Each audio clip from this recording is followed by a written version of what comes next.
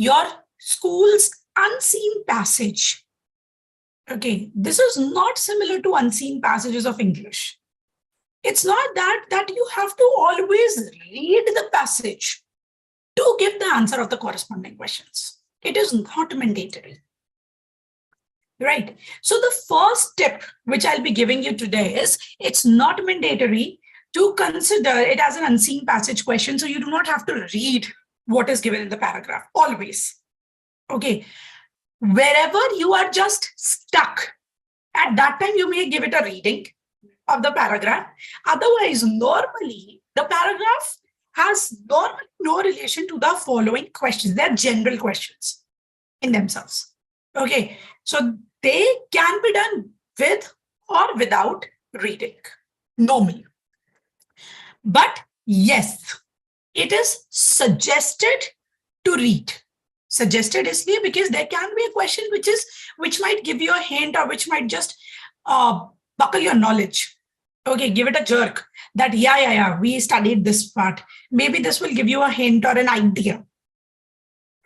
But why am I saying that even if you'll not do it will help? Because if you are running out of time, and you do not have time, so you can directly start the questions. Okay, so this is majorly for slow writers. Otherwise, yes, you have to read. It's good that you read it. Now, normally, since this case study questions can be there for any of the three versions of chemistry. Physical chemistry question bhi ho sakta hai. It can be a organic chemistry question or an inorganic question. So what do we have to work on? We need to really work on the fact that if it is a physical chemistry question, there are still chances that the paragraph is quite helpful to us. Okay. So, because there can be an extra information which you will be using. But normally for organic, I have found that mostly it is just an extract, just an information, a bunch of lines which are taken up from your NCERT. Okay. Now, if you will see here, in the very first example of case study question, I hope my screen is visible to everyone. So, by just looking at the first word, I know that it is a organic chemistry question. Right. Now, in this, once I'll give it a reading, okay, normally this reading will take hardly 1 to 2 minutes. Now, while you're giving it a reading, since you have your paper right in front of you, I would suggest that you can just see the important lines. Okay, the important lines which are there. So you have your pencils normally. So please always carry a pencil in your examinations because they're quite important. Right. So for example, there is an important word like strong bases than ammonia. Right. Electron releasing group increases the basic character, withdrawing group decreases the basic character. This is the important line. Though it's not that if I would have not read this paragraph, I would never know that it is also the case. We already know it. This is just amplifying my information. Right. The reactions of ammonia is governed by the availability of the lone pair. Okay. There are things which will help you to distinguish between primary, secondary, and tertiary amines. Right. So these are some random lines which they have taken up in general. But you will see that if I look at the questions are no relation. For example, first question says, why does aniline does not give Friedel-Crafts reaction? Now, if you want to see a direct answer of it, which should be coming out from your passage, so the answer is no. There is no direct answer because they have never used a Friedel-Crafts word in the entire passage. Okay, so if you're looking for that way, the answers, it is not going to help you. But yes, indirectly, the passage has given the answer. How? When they say, why does aniline does not give Friedel-Crafts reaction? First of all, agar wo passage nahi bhi dete, tab bhi it could have been a regular question. And the answer is there in your NCERT. Friedel-Crafts reaction uses anhydrous AlCl3 or FeCl3. Remember, Friedel-Crafts reaction. So Friedel-Crafts can be of two types, acylation and alkylation, which is generally used to add a carbon-carbon chain in the benzene ring. So to elongate the carbon chain in the benzene ring, we use Friedel-Crafts reaction. So if I use alkylation or acylation in both of the cases, I am using anhydrous AlCl3 or FeCl3 as my catalyst or as my one of the reagent. Okay. But I'm saying that aniline will not react with it. Reason: this anhydrous AlCl3 is acting as a Lewis acid for me. Lewis acids were those acids which were electron deficient compounds. Since they were electron deficient species, they were Lewis acid. Now, what it is C6H5NH2. Nitrogen is having lone pair. Now they said that the reaction of amines are governed by the availability of the shared, unshared pair of electrons. That is this lone pair. Now, so because of the availability of the lone pair on nitrogen, it makes it electron rich. That is a base. It's a Lewis base. Now, what is the problem? The purpose of AlCl3 was to react with another reagent, that is alkyl halide. But it has no relation to react with the substrate. It should not be reacting with my substrate. My substrate is aniline. But otherwise, because this is a base and this is an acid, they can't help it. They will come together. They will react. Right? So the reaction goes on a different track and it becomes an acid-base reaction. Okay. So why does aniline not give Friedel-Crafts reaction? Because in aniline, aniline is electron-rich species, which has a tendency to react with the electron-deficient Lewis acids used in the Friedel-Crafts reaction, like anhydrous AlCl3 or FeCl3, thereby changing the course of the reaction. That's it. And this is not just for aniline. This is even valid for benzoic acid. Okay. So wherever you have electron-rich part, which is working, everywhere the Friedel-Crafts reaction will not be an easy reaction. Right? Another question, arrange the following in the increasing order of their pKb values. So you know that, again, this has no relation with the passage that I've studied. So all this is again a question which I have to do with my own. So if I talk about the basic strength, so basic strength is directly proportional to Kb. Kb is degree of dissociation and inversely proportional to pKb. So if they want increasing pKb value, so that means decreasing basic strength. Now, if you'll see, this is a NCERT in-text question.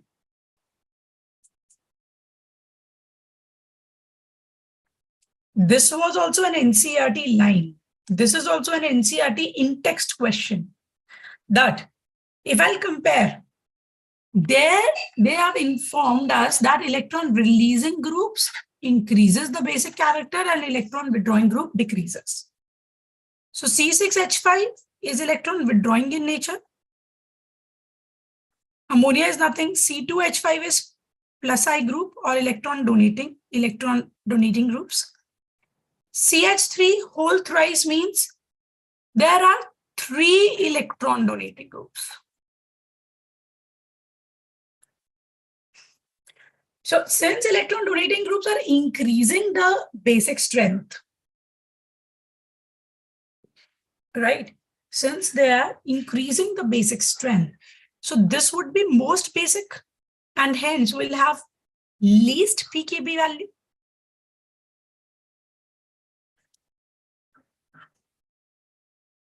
Right, this will have the least PKB value. Then, because there is one electron donating group, so at least it will be basic. Then, more basic than ammonia, because in ammonia there is no helping group. Whereas in aniline, there is a deactivating group, electron withdrawing group, which is trying to decrease its basic strength. So as the basic strength decreases, the PKB value increases. Right? Again, please, one very important thing that in our heads there is a blockade that when we see a question, we try to find its answer in the case study part, which is not helping you. Please don't do that. All right.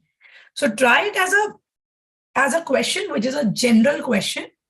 And in case wherever you are stuck or wherever some values from the above information is required, then only use it. Okay. Third, how can you distinguish between this molecule and this molecule by Hinsberg test? Again, they have said nothing about Hinsberg. But I know that this is a primary amine and this is a secondary amine. Now, in this, you can see that there is 1, 2, 3 or 4th, which you have to do. And each case study is of 4 marks, right? So it means the first question was of 1 mark. The second question was of 1 mark. Now the third question will be of 2 marks, right? And so either I'll be doing third or 4th. There is an internal choice in the question. Either I'm doing third question or I'm doing 4th, but whichever I'll be doing, it is of 2 marks, right? This is very important to identify because my answer will work accordingly. उतना ही मुझे explanation लिखना होगा. So how can you distinguish between the 2 cases? If I use Hinsberg reagent, which is what? Benzene sulfonyl chloride.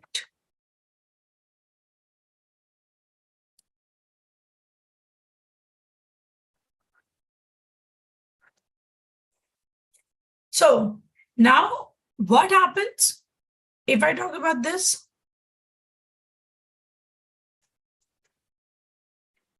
In this, when I treat it with a primary amine, the Hinsberg reagent, when I treat this Hinsberg reagent, benzene sulfonyl chloride, with primary amine, it will get dissolved. It will be dissolved in it. And to this solution, if I add NaOH, if to this solution, I'll add NaOH, so then what will happen? It will be getting further dissolved. So if I add, okay, I'll better give you the answer in a distinguishing manner. So if I'll take this mixture and put it in Hinsberg reagent, which is benzene sulfonyl. Okay. So to this, if I'll add the mixture of CH3, CH2, NH2 and CH3, CH2 whole twice NH, that is primary and secondary amine, they both will be dissolved in the reagent. They both will get dissolved. Now what will I do? To this solution, if I'll add NaOH, then I'll be getting 2 separate layers. I'll be getting 2 separate layers. So in the first layer,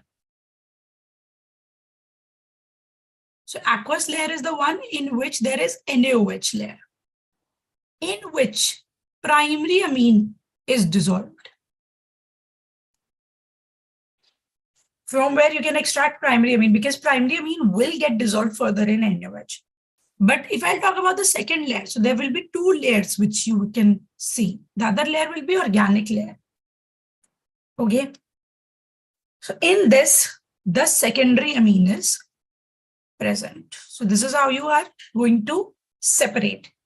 Okay, so separate kar lo ya usko distinguish kar lo. Okay, after adding Hinsberg reagent, if you are further adding NaOH and the substance is getting dissolved, then it is a primary amine. After adding Hinsberg reagent and NaOH, if the substance is not getting further dissolved, it is a secondary. Right? So secondary amine is insoluble in NaOH. Primary amine is soluble in NaOH. So it is based on the solubilities that I'm able to distinguish. Right? This is one. If instead of doing the third question, I was going for the fourth one, then write the structures of A and B. In HCl, it's a reducing agent, irrespective of the things which are given in the paragraph. It has literally no relation. A molecule will be NO2 is getting reduced because it's a reducing agent. So I'm going to get aniline, and if I'm treating it with bromine water, so this is going to give me 2,4,6 tribromoaniline, which is a white colored precipitate, which is also used as a distinguishing test of aniline with also aromatic primary amine with aliphatic primary. So aniline with any other alkyl primary amines, I can use the distinguishing test as this one, or dizomium. Okay. Now, since it's a reaction-based question, for sure you will be getting full marks. Okay. Because reaction means if my reaction is correct, 100% marks are there. The marks are secured. This was a part. Okay. NCERT reaction, in fact, this is there in NCERT. These reactions, not just in the same sequence, is also given. In B, it is an amide. When an amide is treated with bromine in the presence of alcoholic KOH, then this is Hoffman bromide reaction, and the amide gets converted into primary amine. So CH3, CH2, NH2 with one carbon less. So this carbon, which is there as CO, will get removed in the form of CO2. And when you treat this molecule with CH3COCl, okay, so any amine, when is treated with any acid or acyl chloride or acid anhydride,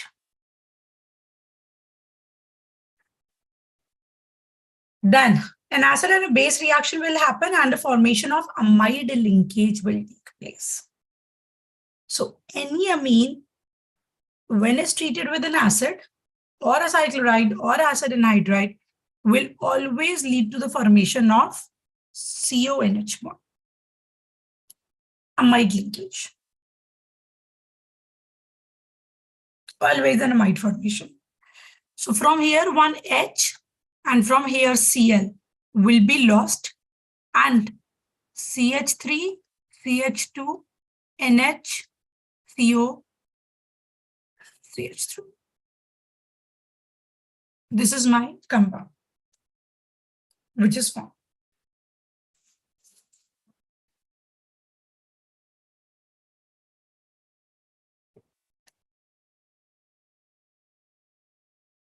All right. This is my substance which is formed. So now you might have seen that the question has no direct relation with the passage, but yeah, it's good if you read it. Just for your help. I hope it was clear.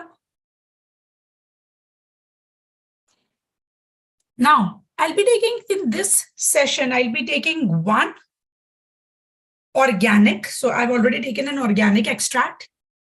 One case study I would like to take for any physical chemistry questions. Okay. And one extract I'll be taking for inorganic. So that you'll get to know that how the questions of the different categories of science, chemistry will be variating. So for example,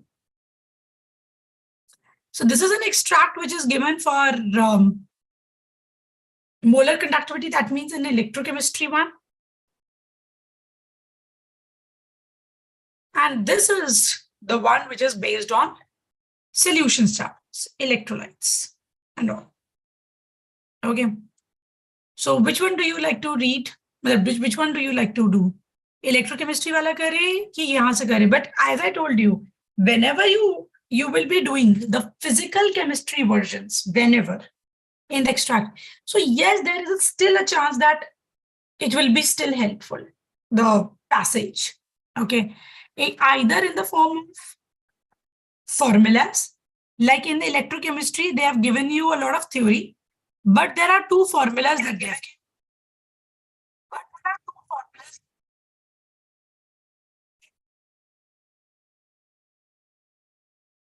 Right. Sorry for that, bacho.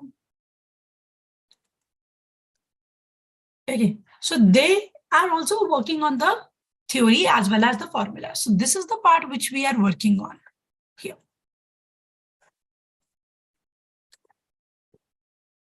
Okay. Now, this is one formula that they have provided, and this is another formula. So there still can be a chance that these formulas would be using up. And here, they have not provided you any information related to any formula, but then they have provided you some values. Okay. They provided you with some values which might be useful in the questions. Okay.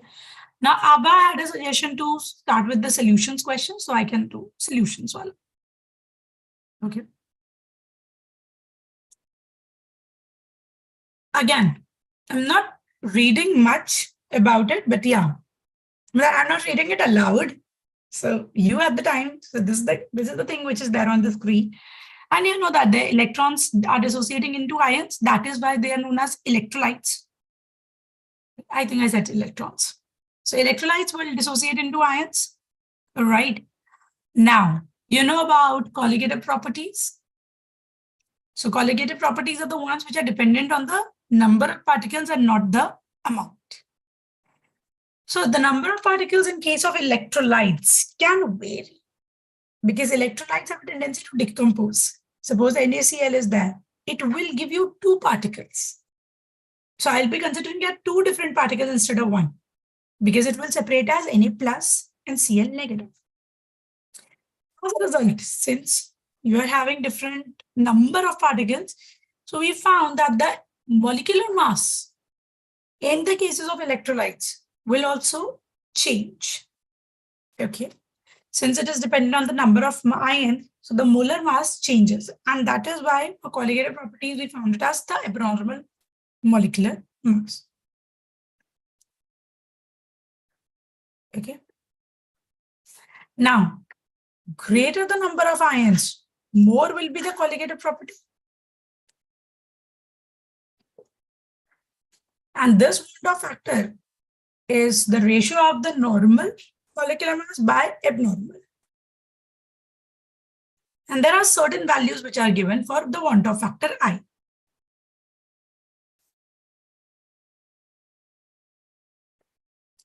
Now, followed by that, there are certain questions. Again, as you can see in this question also, there is A, B, C or D. There's an internal choice. So normally, if I talk about the first question, 1 marker, 1 marker, 2 marker, 2 marker. Whether I choose C or D, but it will be a 2 marker question. Now the equation says, how is Waldorf factor related to molality? How is Waldorf factor related to molality? Now, if you look at any case, okay, so any concentration,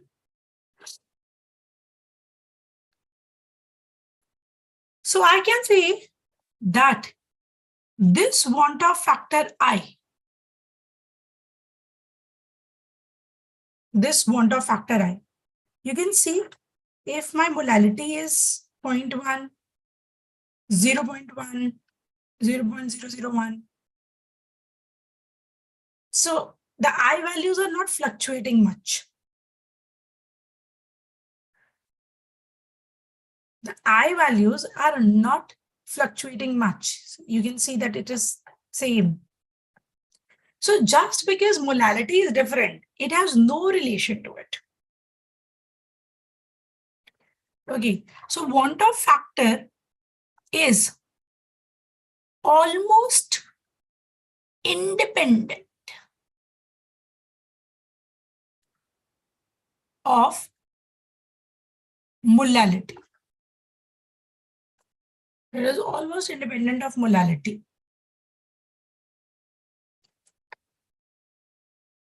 Because for complete dissociation, this is the value. These are the values.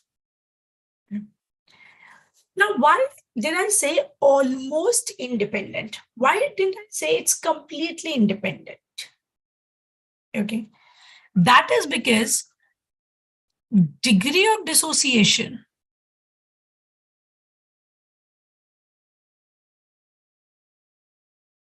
is dependent on concentration.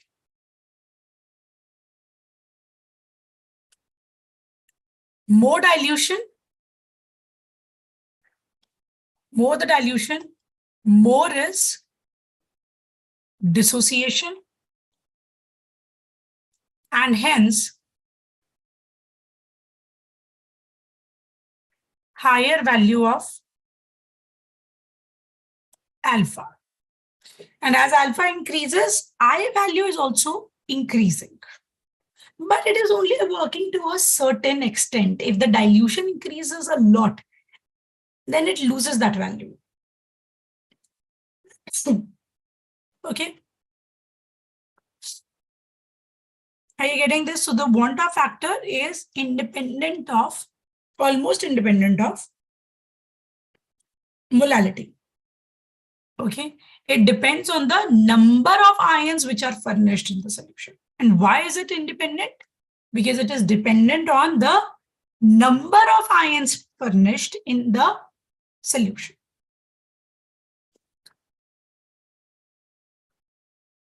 So this is for your CBSE answer, that I value is almost independent of molarity because I is, or want of factor is, dependent on the number of ions produced.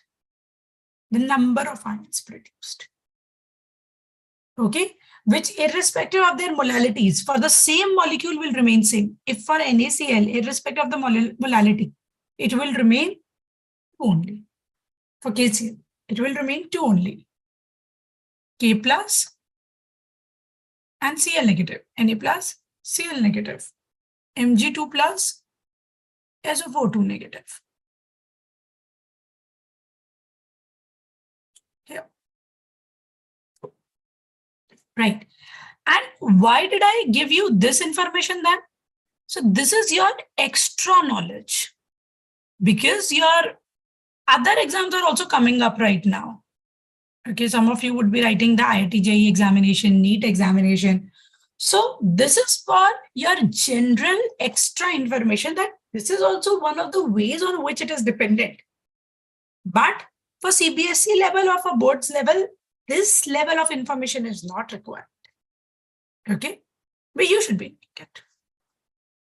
For the answer, it is not required. Clear? It is independent of molality because it is dependent only on the number of particles. Right?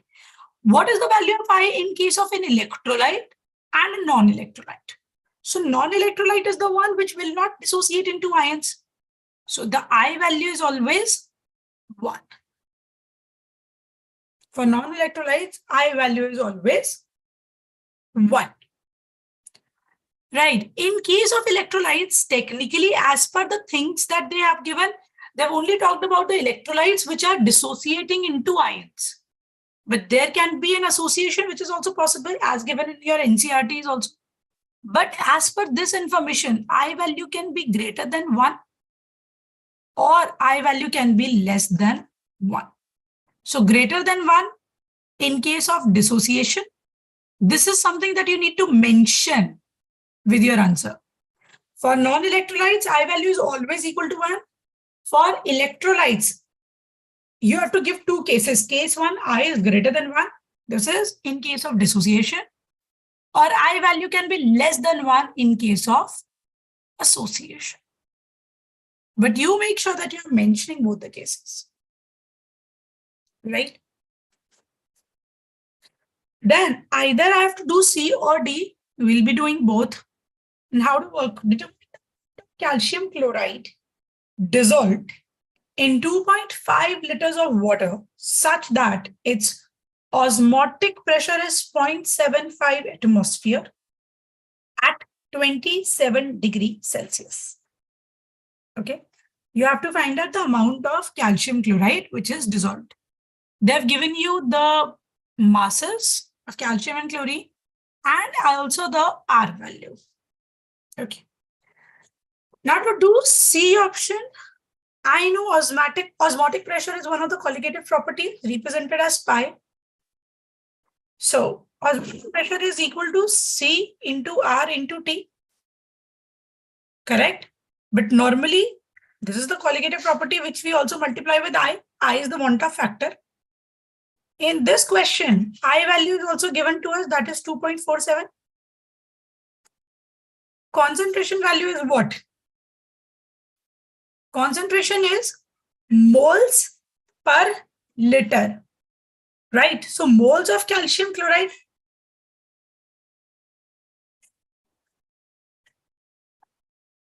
by volume of calcium chloride, which is the volume of the solution, 2.5 liters. This is concentration. R value is given as 0.082. And temperature value is given as 27 degrees Celsius, but we always take the temperature at Kelvin, in Kelvin, on Kelvin scale. So this becomes 300 Kelvin.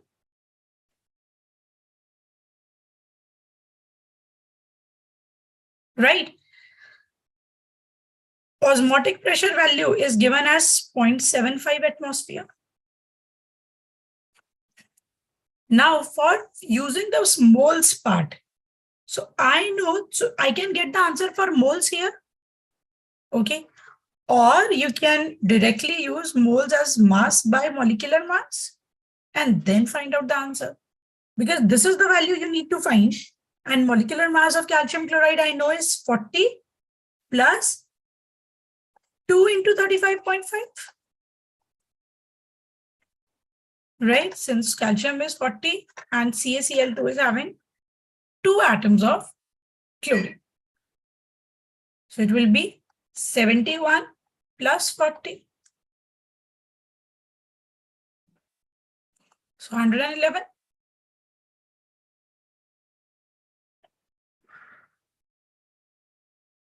Right. Solving that will give me the answer for the mass of calcium chloride dissolved. In the D question, again, they have asked you the same formula, actually, osmotic pressure itself. So, but this time they're asking you to find out the osmotic pressure of a solution which is prepared by dissolving 25 milligrams of K2SO4 in 2-liter solution at 25 degrees Celsius, assuming it is completely ionized. So here, either I can use D. So again, pi is equals to C into R into T into I. I is the Van-der factor. Now pi is what I need to find. C is what? The concentration. Now concentration is moles per liter, the volume of the solution. Moles of solute by volume of solution. So moles of solute means mass of solute, which is 25 milligrams Now, normally I take the mass in grams. So that is the first important part of this question. It is a 2-marker question after all. So milligrams needs to be converted into grams. 25 into 10 to the power minus 3. So this is mass by molecular mass. So molecular mass would be 2 into 39 plus sulfur's mass is 32 plus 4 into 60. This is molecular mass.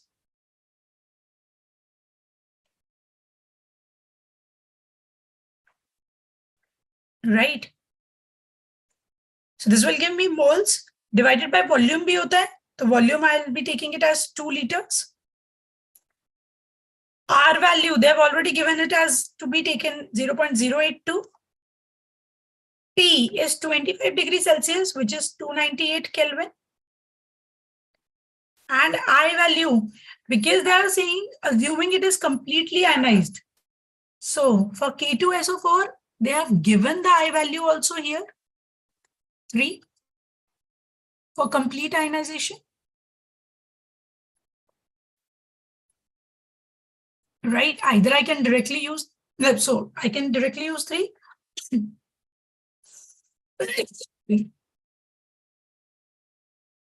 In case I didn't realize that. So I know that K2SO4 dissolves to give 2 K plus ions and 1 sulfate ion. So total number of ions are 3. So this is the I value. On solving this, I'll get the answer for D part. Whichever way you do, you will be landing up with your answer.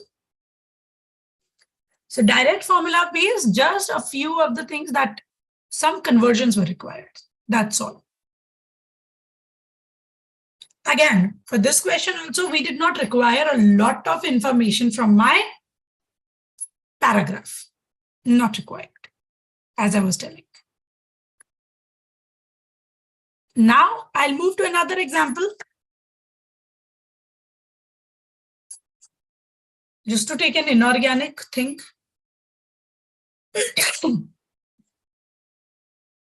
So from inorganic, since you just have 2 chapters, right, in your boards. So either the question will be from coordination chemistry or DNF. Okay. So now, distinctive properties of transition metal complexes is a wide range of colors, right? And you know, when does a substance show color? When it is having at least 1 unpaired electron in its d orbital or in its electronic configuration. At least there should be 1 unpaired electron. Okay. Since we're talking about these d block elements, so I'm looking for the d orbitals. Now,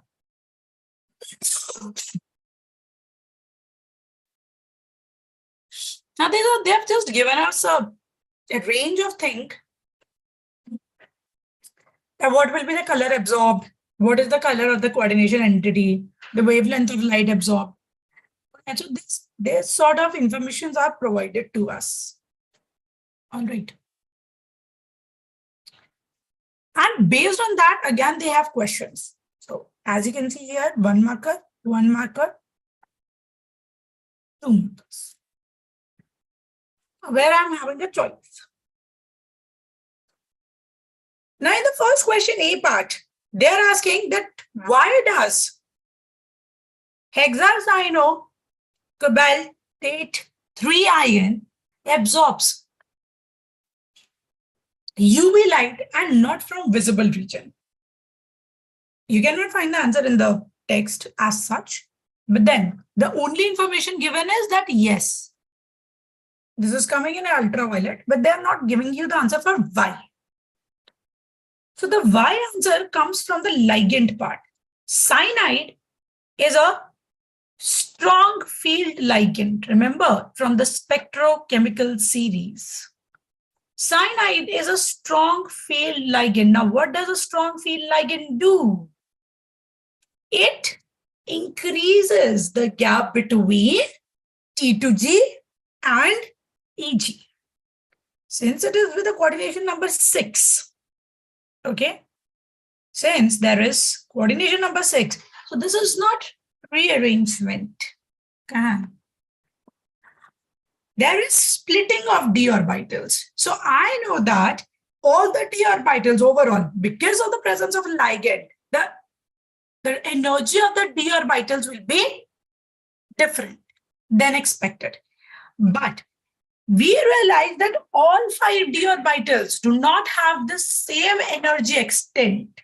They will not have the same energy extent. There would rather be splitting. So the downwards portion is having T to G. The upwards portion is having EG. It is this splitting which is known as the delta naught or octahedral value. So the octahedral energy or delta naught. Now what happens when you talk about this molecule, the cyanide? So there will be more splitting. Since there is more splitting, the difference between T2G and EG orbitals will be high. Thus, for electronic transition, so electrons undergo dt transition. One electron from here will jump from to the other one. So this electronic transition is a dt transition. If the difference is high, there is high energy between it. And energy is inversely proportional to wavelength. Since the difference of the energy is high, okay, the wavelength required is less. That is why you can see that the wavelength is only 310. The wavelength required is less. And this wavelength is not coming in the visible range. What is the visible range for wavelength? 400 to 700 nanometers. This is what you do normally. This is the range for visible region. Since the wavelength required is 310, since it is not coming in the visible region, it is absorbed in from the UV light. That's it.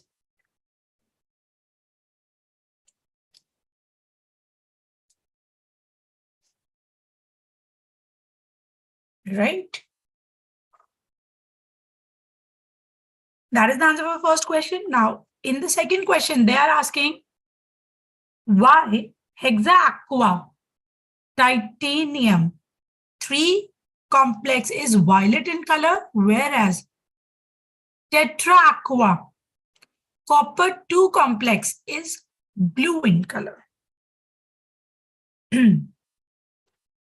So why is there a change in color?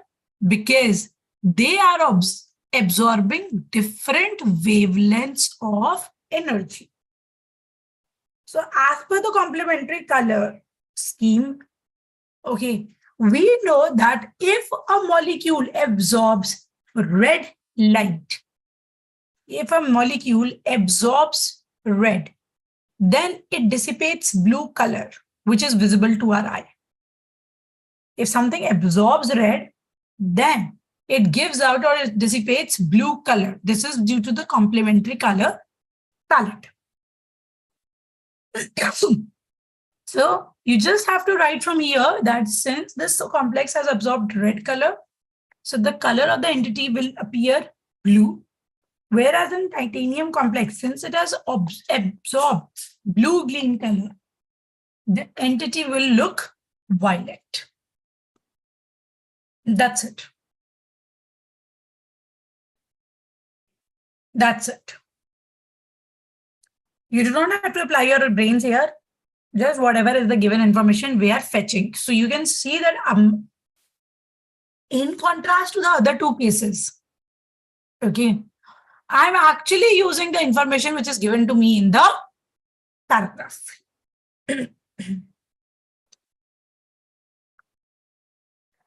Then I'll move to the C option, C question.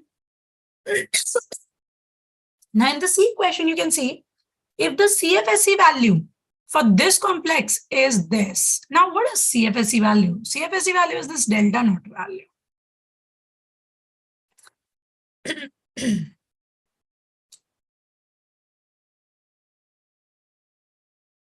Okay.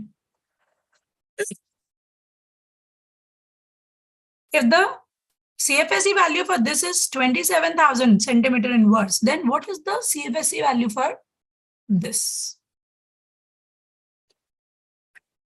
Right. So do you remember? So this is a tetrahedral complex, whereas this is an octahedral complex. So for this, we write it as delta T. Is there any relation of delta T and delta naught?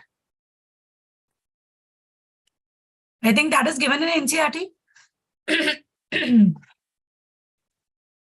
So delta T is 4/9 of delta naught. So I know that delta naught value is 27,000. So it is simply 4/9 of 27,000 centimeter inverse. That will give me the CFSE value for this molecule. That's it.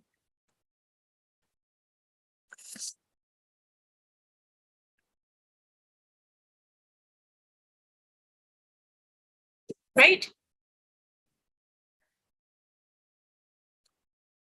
So here, the first question was independent of the paragraph. Even the second question will be independent of the paragraph. Right, Habib. So here, in the second question, they are saying, why is this complex colorless? I think it is given in NCERT also, but here we can just use it, this information. I just told you that the color of the complex is purely due to the presence of an unpaired electron. Now in this complex, the central atom is titanium. Okay, and if I'll find out the oxidation state, so titanium is, let's say, X. Water's oxidation state is 0 because it is neutral. So it will be 6 into 0. That is equal to +4. So X value turns out to be +4. So titanium is present in +4 state. Now titanium's atomic number is 22, which means argon 4s2 3d2. Since all the electrons are taken up, it is 4s2 3d2. Since you have to remove 4 electrons, so I'll remove first the electrons from 4s, then I'll remove electrons from 3d. All 4 electrons gone. It is having argon-like configuration. No unpaired electron. No unpaired electron means no color. No unpaired electrons means this molecule will be colorless. Not fully filled d orbitals because argon does not have a d orbital, right, Abba? So from titanium, all the electrons are taken up. So all the electron like shells will be fully filled. That is S and P. Since no unpaired electron, hence it will be colorless.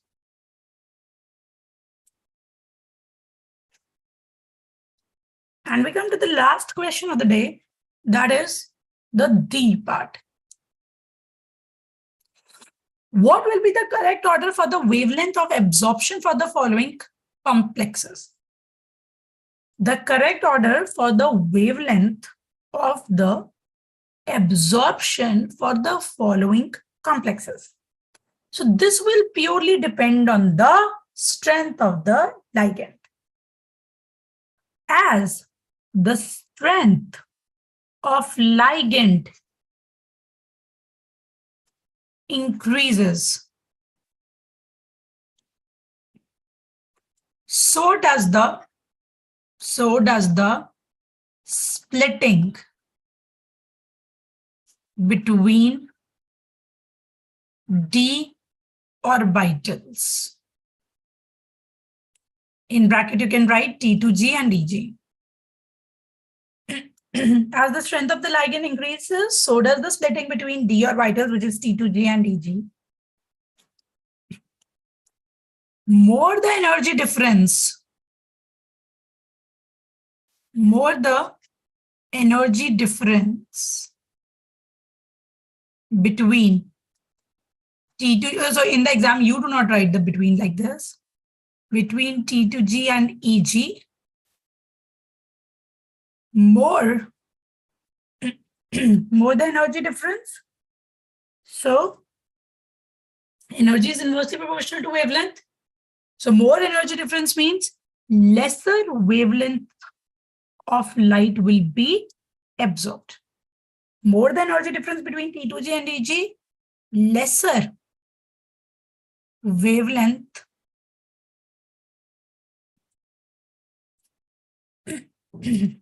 of light will be absorbed.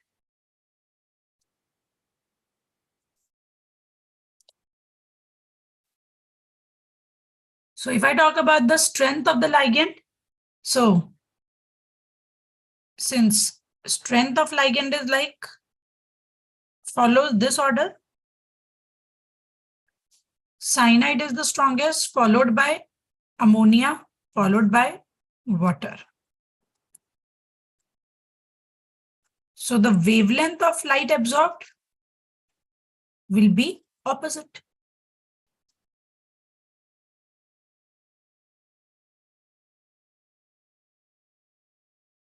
So this complex will be requiring the maximum wavelength.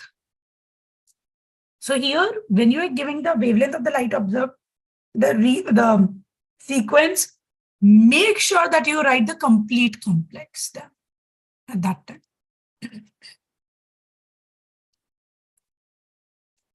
And since it is a 2-marker question, so explanation is mandatory.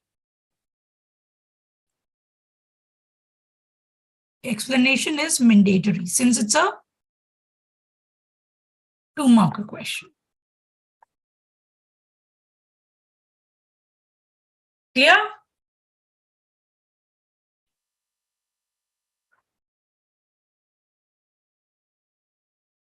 Right? All right, so that is the thing. So this is the basic general discussion which I wanted to have with you for acing your case study questions, like how to work well and how to just remove that notion that, okay, my answers will be helped me, or CBSE is going to help me by pushing me with the information given in the paragraph. So it will not be happening mostly. So you make sure that you have to apply your own brains, consider them as a separate question, as an independent question, and try to give the answers on the basis of your knowledge. Okay. So that is it. Make sure that you choose the or question very wisely, and it's not more than for 4 marks. So you make sure that you are not devoting a lot of time for doing the answers. Try to write long answers, long explanations. Don't do that. Okay. So that's the case for this part. Now in our next session, we will meet and we will be coming up with a new theme. All right. Till then, this is me, Bhavya Agrawal, signing off for today. Take care, bye, and all the best for your exams.